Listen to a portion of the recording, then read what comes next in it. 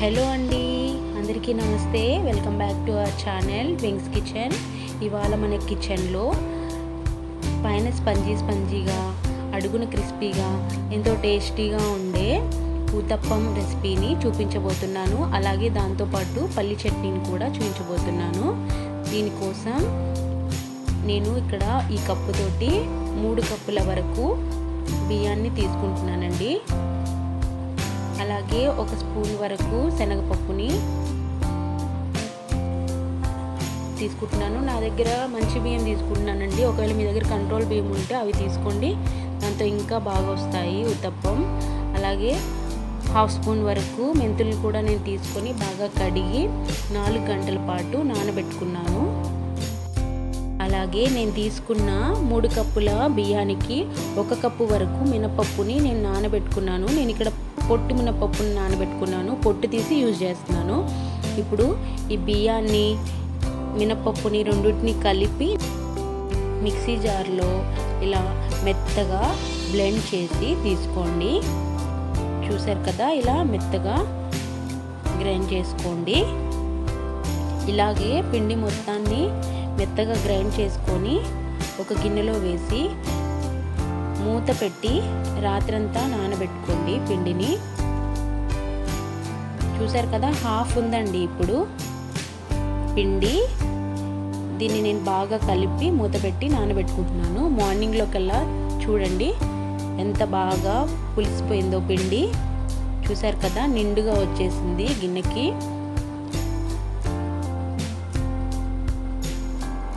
ఒకసారి కలుపుకొని పక్కన పెట్టుకోండి. ఇప్పుడు చట్నీ కోసం ఒక ప్యాన్లో 1 కప్పు వరకు పల్లీలను తీసుకుంటున్నాను. పల్లీలని ఇలా దోరగా వేయించి తీసుకోండి.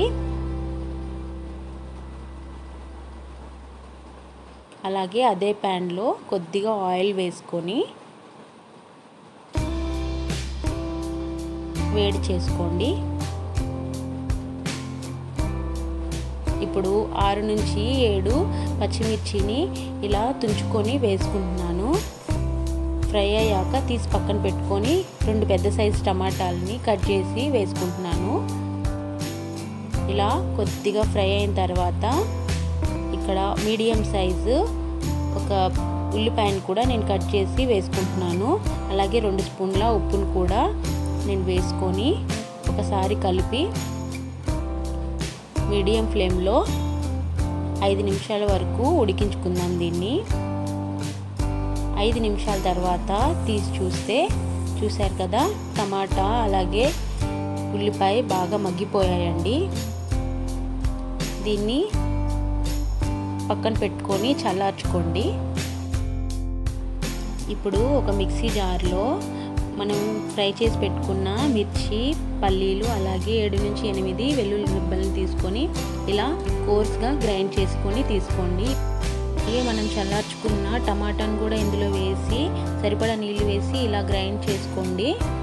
చూసారు కదా, ఇలా కన్సిస్టెన్సీ ఇలా ఉండాలండి. పల్చగా ఉండకూడదు, అలాగే గట్టిగా కూడా ఉండకూడదు చట్నీ. ఈ కన్సిస్టెన్సీ చట్నీ చాలా బాగుంటుందండి.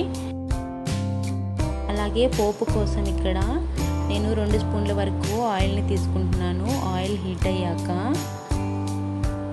ఇందులో 1/2 స్పూన్ వరకు ఆవాల్ని,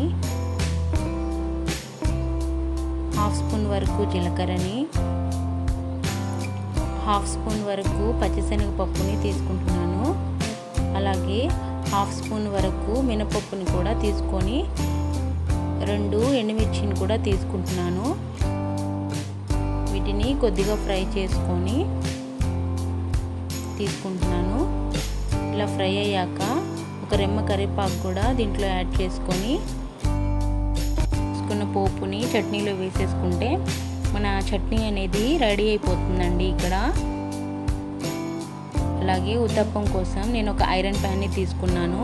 నాన్ స్టిక్ ప్యాన్లో కూడా మీకు చూపిస్తాను. ఐరన్ ప్యాన్లో అయితే 1/2 స్పూన్ వరకు ఆయిల్ వేసుకొని ఒక చిన్న ఆనియన్ తోటి ఆయిల్ని స్ప్రెడ్ చేసుకోవాలి. పిండిలో సాల్ట్ని చూసి బాగా కలుపుకోండి.